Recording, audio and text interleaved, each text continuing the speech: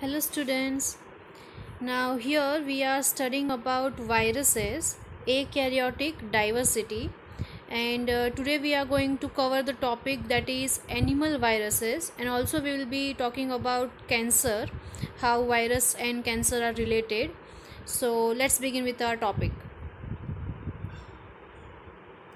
Now first of all, again a little introduction about virus. Virus is a small infectious agent that can replicate only inside living cell of an organism. Yes, this is the definition of virus. Virus એટલે શું? તો small infectious agent હોય જે host organismના અંદર જ replicate કરી શકે. Viruses can infect all types of organism from animal and plants to bacteria and archibacteria. બધા જ life form છે એને infect કરી શકે virus. About 5,000 viruses have been described in detail, although there are million of different types. Million of different types of viruses present છે, but અત્યાર સુધી 5,000 viruses identification and description detailમાં complete થયું છે. Next virus particle known as virion. વાયરસને આપણે વાયરિયોન પણ કહી શકીએ. મેચ્યોર વાયરસને વાયરિયોન પણ કહેવાય. Consist of 2 or 3 parts. એનો 2 થી 3 પાર્ટ્સ હોય છે. First of all genetic material, જેને આપણે જીનોમ કહીએ, રાઈટ. એન્ડ જીનોમ જે છે એ કાં તો ડીએનએ હોઈ શકે, કાં તો આરએનએ હોઈ શકે. નેક્સ્ટ છે protein coat that protects this genes. આ જે જીનોમ છે એને પ્રોટેક્ટ કરવા માટે પ્રોટીન કોટ હોય છે. એ પ્રોટીન કોટને આપણે શું કહીએ? Capsid. Next envelope of lipid that surrounds the protein coat when they are outside a cell. જ્યારે સેલ હોસ્ટ સેલના બારે હોય ત્યારે અમુક વાયરસ પાસે એક્સ્ટ્રા કવરિંગ હોય છે જે લિપિડ્સથી બનેલી હોય, હોસ્ટના લિપિડથી જ બનેલી હોય છે, અને એ કવરિંગને આપણે એન્વલપ કહીએ. ફાઇન. તો જીનોમ હોય, જીનોમના ઉપર કેપ્સિડ હોય જે પ્રોટીનથી બનેલું છે, કોટ પ્રોટીન કોટ કહી શકીએ, અને અમુક વાયરસીસમાં એક્સ્ટ્રા કોટ પણ હોય જેને આપણે એન્વલપ કહી શકીએ. નાવ આપણો ટોપિક છે એનિમલ વાયરસીસનો. તો એનિમલ વાયરસનું ડેફિનેશન કેવું હોય? તો animal viruses are self replicate કરી શકે. ઇન્ટ્રા સેલ્યુલર પેરાસાઇટ એટલે કે હોસ્ટ ઓર્ગેનિઝમના અંદર જ રેપ્લિકેટ કરી શકશે. That completely rely on host animal cell, right. Animal viruses છે તો એનું હોસ્ટ કેવું હશે? હોસ્ટ એનિમલ સેલ જ હશે. Four there reproduction they use host cellular components to replicate, એટલે કે હોસ્ટના બધા જ કમ્પોનન્ટ્સ યુઝ કરશે પોતાના રેપ્લિકેશન માટે. And then leaves the host cell to infect other cell. પછી મેચ્યોર થઈ જાય, અસેમ્બલી થઈ જાય, મેચ્યોરેશન થઈ જાય, અલ્ટિમેટલી એ હોસ્ટ સેલને છોડી દેશે, લીવ કરી લેશે બાય રિલીઝ થઈ જશે. હવે રિલીઝ બે રીતના થઈ શકે. કાં તો બડિંગને યુઝ કરશે, બડિંગવાળો મેકેનિઝમ, કાં પછી સેલને લાઇસ કરી નાખશે, એટલે કે સેલને બ્રેક કરીને રિલીઝ થશે. અને પછી આજુબાજુમાં જે હેલ્ધી સેલ્સ છે, હેલ્ધી એનિમલ સેલ્સ છે આજુબાજુમાં, એને જઈને ઇન્ફેક્ટ કરશે, અને આ સાયકલ જે છે એ કન્ટિન્યુ થશે. નાવ બાલ્ટીમોર ક્લાસિફિકેશન પણ આપણે ઓલરેડી સ્ટડી કર્યું છે કે વાયરસને તમારે અગર ક્લાસિફાઈ કરવા હોય તો આ 7 ગ્રુપ્સ છે, જેની અંદર ગમે એક ગ્રુપમાં તમે ક્લાસિફાઈ કરી શકો. ડિપેન્ડ કોના ઉપર હોય છે? એના જેનેટિક મટેરિયલ ઉપર ડિપેન્ડ હોય છે, રાઈટ. એના અંદર કયું ન્યુક્લિક એસિડ છે, એટલે કે ડીએનએ છે કે પછી આરએનએ છે. અગર ડીએનએ છે તો કયા ટાઈપનો ડીએનએ છે, સિંગલ સ્ટ્રેન્ડેડ છે, ડબલ સ્ટ્રેન્ડેડ છે, એના ઉપર આ બધા ક્રાઇટેરિયાઝ ઉપર બેસ્ડ છે આ બાલ્ટીમોર ક્લાસિફિકેશન સિસ્ટમ. ફાઇન. તો બેસિકલી 7 ગ્રુપ્સ છે. ફર્સ્ટ ગ્રુપમાં કેવા વાયરસ હોય? ડબલ સ્ટ્રેન્ડેડ ડીએનએ વાયરસ હશે. સેકન્ડ ગ્રુપમાં સિંગલ સ્ટ્રેન્ડેડ ડીએનએ વાયરસ હશે. થર્ડ ગ્રુપમાં ડબલ સ્ટ્રેન્ડેડ આરએનએ વાયરસ હશે. ફોર્થ અને ફિફ્થ ગ્રુપમાં સિંગલ સ્ટ્રેન્ડેડ આરએનએ વાયરસ જ હશે, બટ ફોર્થ ગ્રુપમાં પ્લસ સેન્સવાળા હશે અને ફિફ્થ ગ્રુપમાં માઇનસ સેન્સવાળા હશે. સિક્સ્થ જે ગ્રુપ છે એની અંદર સિંગલ સ્ટ્રેન્ડેડ આરએનએ હશે અને એની સાથે સાથે રિવર્સ ટ્રાન્સક્રિપ્ટેઝ નામનો એન્ઝાઇમ પણ હશે. સેવન્થ ગ્રુપમાં ડીએનએ હશે જે ડબલ સ્ટ્રેન્ડેડ છે અને એની સાથે પણ રિવર્સ ટ્રાન્સક્રિપ્શનવાળો એન્ઝાઇમ પણ પ્રેઝન્ટ હશે. તો આ 7 ગ્રુપ્સ છે અલગ અલગ વાયરસીસના. તો એનિમલ વાયરસ જે છે એ પણ આ ગમે 7 ગ્રુપ્સમાંથી ગમે એક ગ્રુપમાં તમે એને ક્લાસિફાઈ કરી શકો depending upon its genome. આ ડાયાગ્રામ જે છે એ ડીએનએ વાયરસનું છે. એનિમલ વાયરસ એવા જેની પાસે ડીએનએ છે એઝ ધેર જીનોમ. ફાઇન. તો હર્પીસ વાયરસ, કોમન વાયરસના આપણે નામ જોઈ લઈએ. Herpes virus, then papilloma virus, એડિનો virus. Fine.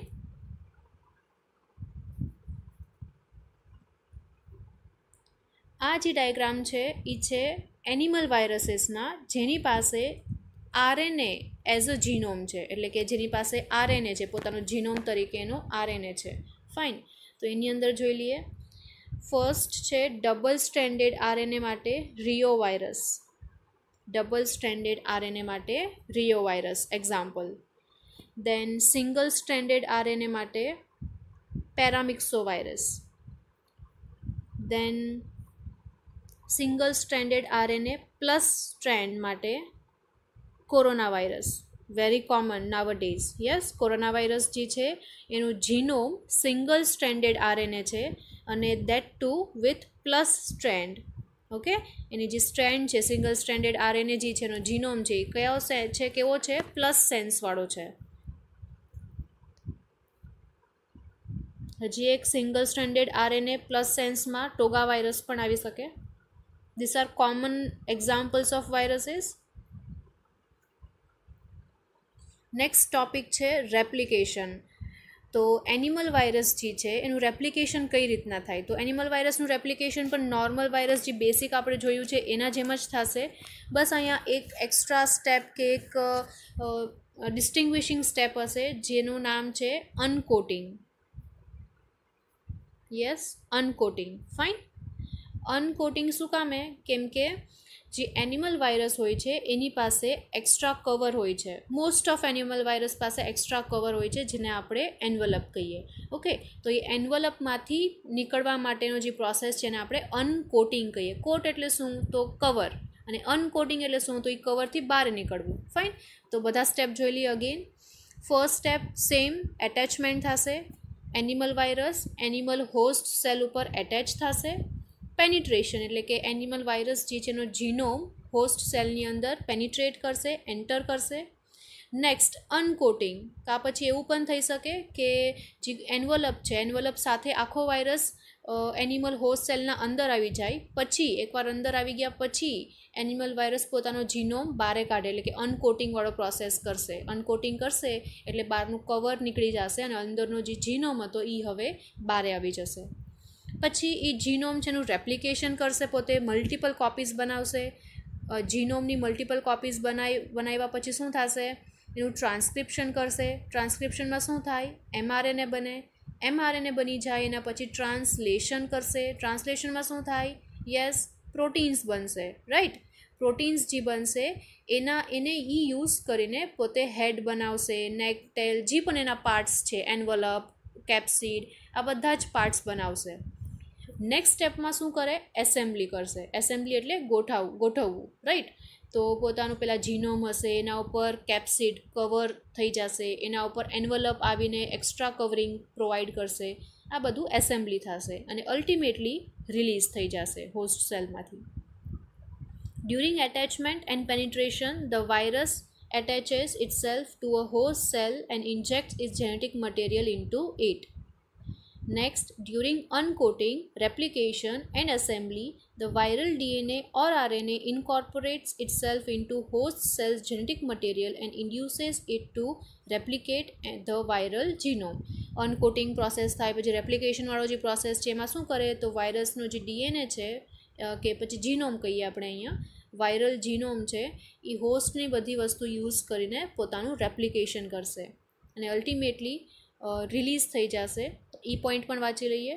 During release the newly created viruses are released from the host cell either by causing the cell to break apart, એટલે કે જ્યારે release થાય ત્યારે કાં તો આખા સેલને તોડીને બ્રેક કરીને બહાર નીકળશે, રિલીઝ થશે, waiting for cell to die અને સેલ પછી મરી જશે, or by budding off through cell membrane. કાં પછી નેક્સ્ટ મેકેનિઝમ શું છે?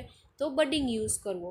બડિંગમાં હોસ્ટ સેલને તોડે નહીં, એ હોસ્ટ સેલથી આરામથી બડ ફોર્મ કરીને બહાર રિલીઝ થઈ જાય. એટલે કે રિલીઝમાં બે મેકેનિઝમ, એક બડિંગ જેની અંદર હોસ્ટ સેલને ડેમેજ ના પહોંચે અને સેકન્ડ લાઇસિસ, જેની અંદર હોસ્ટ સેલને બ્રેક કરી નાખશે અને પછી બહાર નીકળશે. ફાઇન. આ ડાયગ્રામ છે જેની અંદર તમે જોઈ શકો કે વાયરસ જે છે એ કઈ રીતના એન્ટર થશે, બરાબર, કયું મેકેનિઝમ યુઝ કરીને એન્ટર થશે.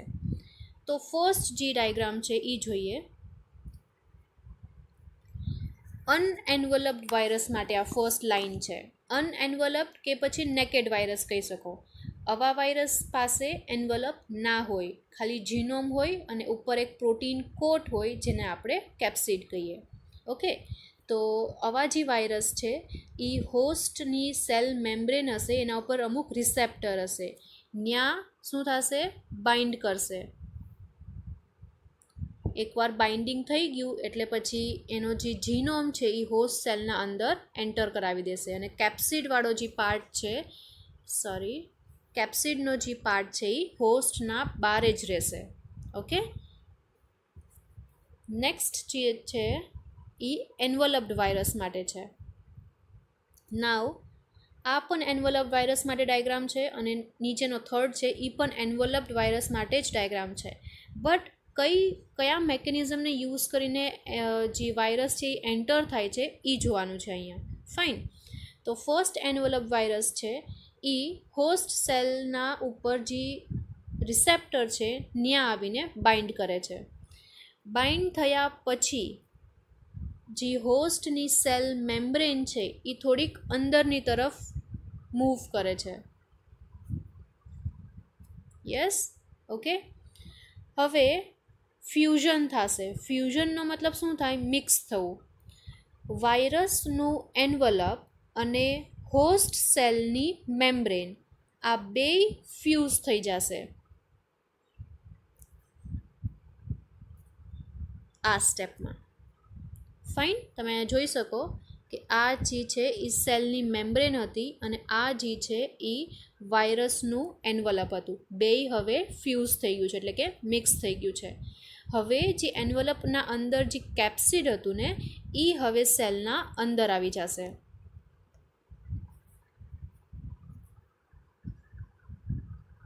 ઓકે, પછી કેપ્સિડના અંદર જે જીનોમ હતો એ પછી બારે રિલીઝ થઈ જશે. અહીંયા તમે જોઈ શકો ન્યુક્લિક એસિડ જે છે એ કેપ્સિડના બારે આવી ગયું છે.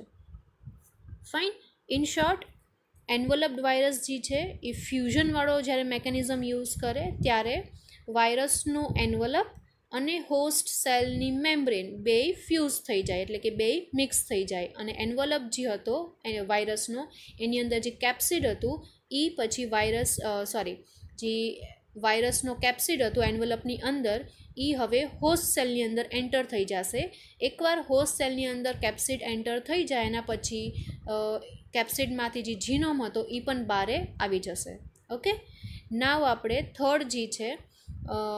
થર્ડ મેકેનિઝમ જે છે એ જોઈ લઈએ. એની અંદર એન્વલપ્ડ વાયરસ જ છે પણ આ લોકો એક નવું મેકેનિઝમ યુઝ કરશે જેને આપણે કહીએ એન્ડોસાઇટોસિસ. એન્ડોસાઇટોસિસનો વર્ડનો મતલબ થાય, એન્ડો એટલે અંદર લેવું અને સાઇટોસિસ એટલે સાઇટોપ્લાઝમના અંદર લેવું. ઓકે, તો એન્ડોસાઇટોસિસ વર્ડનો મતલબ શું થશે કે કોઈ પણ વસ્તુને સાઇટોપ્લાઝમના અંદર એન્ટર કરાવવું. ફાઇન. તો એને એન્ડોસાઇટોસિસ કહેશું. તો અહીંયા જોઈ શકો તમે વાયરસ છે, એન્વલપ્ડ વાયરસ છે, એ સરફેસ ઉપર આવીને રિસેપ્ટર પાસે બાઇન્ડ થાય છે. ઓકે, પછી હોસ્ટ સેલની જે મેમ્બ્રેન છે એ આખી અંદરની તરફ ટર્ન થઈ જાય છે. નેક્સ્ટ સ્ટેપમાં તમે જોઈ શકો તો એન્વલપ્ડ વાયરસ છે એના ઉપર એક્સ્ટ્રા કવરિંગ થઈ જાય. શેનું કવરિંગ છે એ હોસ્ટ સેલની મેમ્બ્રેનનું જ કવર છે. ઓકે, આ સ્ટેપ ઉપર તમે જોઈ શકો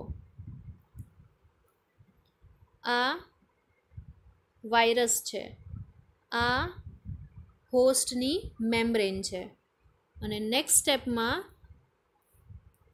આખી મેમ્બ્રેન જે છે એ એન્વલપ્ડ વાયરસને સરાઉન્ડ કરી લે અને એક એક્સ્ટ્રા કવર બનાવી દે.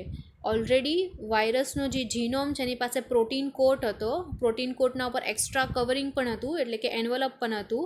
પણ જ્યારે આવો વાયરસ એન્ડોસાઇટોસિસ મેકેનિઝમ યુઝ કરીને એન્ટર કરે ત્યારે હોસ્ટ સેલની જે મેમ્બ્રેન છે એનો પણ એક એક્સ્ટ્રા કવરિંગ બની જાય. ઓકે, નેક્સ્ટમાં તમે જોઈ શકો એ આખું અંદર આવી ગયું છે એન્વલપ્ડ વાયરસ, અને પછી એના અંદરનો જે કાંઈ જીનોમ છે એ પછી બહારે રિલીઝ થઈ જશે. ફાઇન. તો 3 મેકેનિઝમ હોય છે. એક નેકેડ વાયરસ માટે, જે ખાલી કેપ્સિડની અંદર જે જીનોમ હોય એ જ એન્ટર થાય. નેક્સ્ટ એન્વલપ્ડ વાયરસ માટે, જે ફ્યુઝનવાળો મેકેનિઝમ યુઝ કરશે. અને થર્ડ અગેન એન્વલપ્ડ વાયરસ માટે જ છે, પણ અહીંયા એન્ડોસાઇટોસિસવાળો મેકેનિઝમ યુઝ કરશે. નાવ રેપ્લિકેશન ઓફ વાયરસમાં બેસિક સ્ટેપ્સ છે જે આપણે ઓલરેડી કરેલા છે એ જ અહીંયા રિપીટ થશે. રેપ્લિકેશન ઓફ વાયરસમાં સૌથી પહેલાં શું થાય, તો વાયરસનો જે ડીએનએ છે કે જીનોમ છે એ હોસ્ટ સેલના અંદર એન્ટર થાય, રાઈટ. તો virus gets its DNA into cell and it migrates into nucleus. અગર ડીએનએ છે તો હોસ્ટ સેલના ન્યુક્લિયસની અંદર એનો વાયરસનો જે જીનોમ છે એ પહોંચી જશે. નેક્સ્ટ શું થાય, તો ત્યાં એની મલ્ટિપલ કોપીઝ બનાવશે. Uses the cell to make copies of its DNA and DNA replication, એટલે કે વાયરસનો જે જીનોમ છે એ ન્યુક્લિયસના અંદર રેપ્લિકેટ થશે, મલ્ટિપલ કોપીઝ બનાવશે. આ સ્ટેજમાં તમે જોઈ શકો ન્યુક્લિયસની અંદર બહુ બધી વાયરસનો જીનોમની કોપીઝ બની ગઈ છે. ઓકે. નેક્સ્ટ શું થશે, એકવાર વાયરલ જીનોમની મલ્ટિપલ કોપીઝ બની જાય એટલે વાયરલ જીનોમ શું કરશે, ટ્રાન્સક્રિપ્શન કરશે. ટ્રાન્સક્રિપ્શન કરીને શું થાય, શું બને, એમઆરએનએ બને, રાઈટ. તો રેડ કલરના જે તમને અહીંયા દેખાય છે આ એમઆરએનએ છે. તો DNA makes RNA copies called transcription. Transcription process use કરીને આરએનએ કોપીઝ બનાવશે. હવે ઈ આરએનએ કોપીઝ જે છે ન્યુક્લિયસના બહાર નીકળી જશે, એટલે કે RNA goes out into cell. અહીંયા તમે જોઈ શકો સેલના સાઇટોપ્લાઝમમાં એમઆરએનએ આવી ગયા છે. એકવાર સેલના સાઇટોપ્લાઝમમાં આવી જાય એમઆરએનએ એટલે સેકન્ડ સ્ટેપ કરવા લાગે, જે છે ટ્રાન્સલેશનનો સ્ટેપ.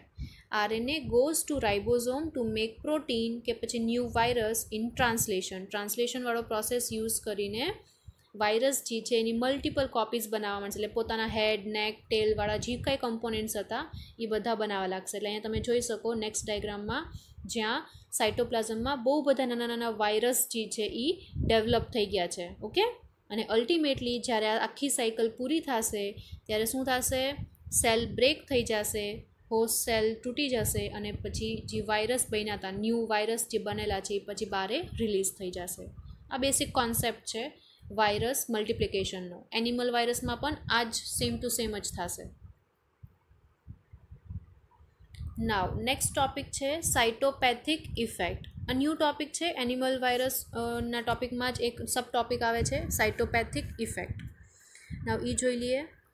સાઇટોપેથિક ઇફેક્ટ ઓર સાઇટોપેથોજેનિક ઇફેક્ટ, શોર્ટ ફોર્મમાં CPE પણ તમે કહી શકો, refers to structural changes in host cells that are caused by viral invasion. જ્યારે પણ વાયરસનું ઇન્ફેક્શન થાય ત્યારે જે હોસ્ટ સેલના અંદર હોસ્ટ સેલનું જે સ્ટ્રક્ચર છે એમાં જે ચેન્જીસ આવે એને આપણે સાઇટોપેથિક ઇફેક્ટ કહીએ. સાઇટો એટલે એ જ સાઇટોપ્લાઝમ સેલ, બરાબર, અને પેથિક એટલે હાર્મફુલ ઇફેક્ટ્સ, રાઈટ. તો હોસ્ટ સેલની અંદર જે હાર્મફુલ ઇફેક્ટ એના સ્ટ્રક્ચરમાં જોવા મળશે, કોના લીધે, વાયરસના ઇન્ફેક્શનના લીધે, એને આપણે કહીશું સાઇટોપેથિક ઇફેક્ટ. શોર્ટ ફોર્મમાં કહી શકો CPE. The infecting virus causes lysis of host cell or when the cell dies without lysis due to an inability to reproduce. જ્યારે પણ વાયરસનું ઇન્ફેક્શન થાય તો કાં તો વાયરસ જે છે એ સેલ હોસ્ટ સેલને બ્રેક કરી નાખે અને અલ્ટિમેટલી હોસ્ટ સેલ મરી જાય, કાં પછી એને હોસ્ટ સેલને રિપ્રોડ્યુસ કરવા જ ના દે તો પણ અલ્ટિમેટલી હોસ્ટ સેલ અમુક ટાઈમ પછી મરી જશે. Both of these effects occur due to cytopathic effect. બે સાઇટોપેથિક ઇફેક્ટના લીધે જ થાય. If a virus causes these morphological changes in the host cell, it is said to be cytopathogenic. અગર virus આવા કાંઈ પણ ચેન્જીસ કરે છે હોસ્ટ સેલને તો એને આપણે સાઇટોપેથોજેનિક ઇફેક્ટ કહીશું. Common example of this effect include rounding of infected cell, fusion with adjacent cell to form syncytia, and the appearance of nuclear or cytoplasmic inclusion bodies. એટલે કે જ્યારે પણ આવો સાઇટોપેથિક ઇફેક્ટ કરશે વાયરસ તો કઈ કઈ વસ્તુ દેખાશે, આઈ મીન સિમ્ટમ્સ શું છે, શું શું તો થશે, બરાબર. તો ફર્સ્ટ છે રાઉન્ડિંગ ઓફ ઇન્ફેક્ટેડ સેલ. જે પણ સેલને ઇન્ફેક્શન થયું હશે એનો શેપ આખો રાઉન્ડ જેવો કરી નાખશે. ઓકે. નેક્સ્ટ છે ફ્યુઝન વિથ એડજેસન્ટ સેલ, એટલે કે જે પણ સેલને ઇન્ફેક્શન થયું છે એ એના આજુબાજુમાં જેટલા પણ હેલ્ધી સેલ્સ છે એની સાથે ફ્યુઝ કરી લેશે. ફ્યુઝ થવું એટલે શું? મિક્સ થઈ જવું. ઓકે, જોઈન થઈ જવું. અને next appearance of nuclear or cytoplasmic inclusion bodies. Inclusion bodies એટલે એક્સ્ટ્રા બોડીઝ હોય છે જેની અંદર હાર્મફુલ ટોક્સિક પ્રોડક્ટ ભરેલા હોય, તો એવું એ બોડીઝ પણ એપિયર થઈ શકે. Cytopathic effect and other changes in cell morphology are only a few of the many effects by cytocidal viruses. આ એક નાના એવા જ ઇફેક્ટ છે, બહુ લો અમાઉન્ટમાં હોય છે. When a cytocidal virus, now cytocidal virus વર્ડનો મતલબ થાય એવા વાયરસ જે સેલને એકદમ હાર્મ પહોંચાડે, વધારે સિવિયર હાર્મ પહોંચાડે. ઓકે, વધારે નુકસાન કરે કે વધારે ડેમેજ કરે એવા વાયરસને આપણે સાઇટોસિડલ વાયરસ કહીશું. When a cytocidal virus infects a permissive cell, the viruses kill the host cell through changes in cell morphology, in cell physiology and biosynthetic events that follow. કયા કયા પ્રોસેસીસ છે એને આ વાયરસ અફેક્ટ કરે એના નામ દીધા છે. સેલ મોર્ફોલોજી એટલે સેલનું બહારનો જે શેપ વેબ છે, સ્ટ્રક્ચર છે એ. જે સેલ ફિઝિયોલોજી એટલે કે એની ફિઝિકલ કેરેક્ટરિસ્ટિક્સ એને એફેક્ટ કરશે. અને લાસ્ટલી બાયોસિન્થેટિક ઇવેન્ટ્સ એટલે કે કયા કયા પ્રોસેસીસ એ લોકો કેરી ઓન કરે છે પોતાને ન્યુટ્રિશન મેળવવા માટે કે પછી એનર્જી પ્રોડ્યુસ કરવા માટે જે પણ પાથવે યુઝ કરતા હોય એ પાથવે ઉપર પણ વાયરસ એટેક કરી શકે અને હાર્મ પહોંચાડી શકે. These changes are necessary for efficient virus replication but at expense of host cell. આવા ડેમેજ પહોંચાડવો વાયરસ માટે બેનિફિશિયલ છે. શું કામે? અગર એ હોસ્ટ સેલને ડેમેજ નહીં કરશે તો પછી વાયરસ પોતાનું રેપ્લિકેશન નહીં કરી શકે, રાઈટ? તો અગર વાયરસને રેપ્લિકેટ થવું છે તો એના માટે કમ્પલસરી થઈ જાય કે એને હોસ્ટ સેલને ડેમેજ કમ્પલસરી પહોંચાડવો જ પડશે, તો જ એ પોતે રેપ્લિકેટ કરી શકશે. આમાં નુકસાન કોનું થશે? હોસ્ટ સેલનું. નાવ એક ચાર્ટ છે જેની અંદર સાઇટોપેથિક ચેન્જીસ એટલે કે સાઇટોપેથિક ઇફેક્ટ અગર થાય, વાયરસ અગર સાઇટોપેથિક ઇફેક્ટ કરે હોસ્ટ સેલ ઉપર તો તમને કઈ વસ્તુ જોવાશે, આઈ મીન સિમ્ટમ્સ કયા કયા દેખાશે. ઓકે, રિઝલ્ટમાં તમને શું મળશે એના એક એક્ઝામ્પલ્સ છે. અમુક વાયરસીસના નામ દીધા છે અને એ આપણા એનિમલ સેલને કઈ રીતના ડેમેજ પહોંચાડે એ લિસ્ટ કરેલું છે. ફાઇન.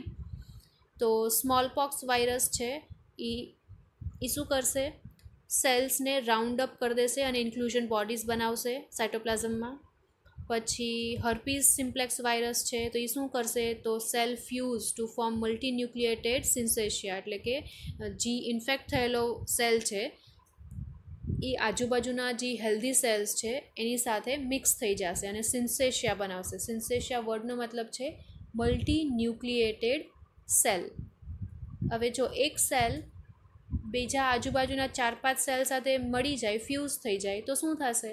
સેલનું સ્ટ્રક્ચર જે છે એ મોટું થઈ જશે અને એની અંદર જે ન્યુક્લિયસ હશે એ બહુ બધા થઈ જશે, રાઈટ? 3-4-5 સેલના ન્યુક્લિયસ બની જશે. આવા મલ્ટી ન્યુક્લિએટેડ સેલને આપણે સિન્સેશિયા કહીએ. પછી છે પોલિયો વાયરસ. તો પોલિયો વાયરસ શું કરે? તો સેલને લાઇસિસ કરી નાખશે, ડાયરેક્ટ સેલને તોડી જ નાખે, બ્રેક જ કરી નાખે પોલિયો વાયરસ. રિયો વાયરસ શું કરે? સેલ એનલાર્જમેન્ટ, સેલને સાઇઝ જે છે એ બહુ જ મોટી કરી દે. Next rabies virus. તો રેબિસ વાયરસ સેલના શેપને બિલકુલ અફેક્ટ ના કરે, એના શેપને એમનેમ જ રહેવા દેશે. આ બધા અમુક વાયરસીસ છે જે સાઇટોપેથિક ઇફેક્ટ દેખાડે એનિમલ હોસ્ટ સેલમાં.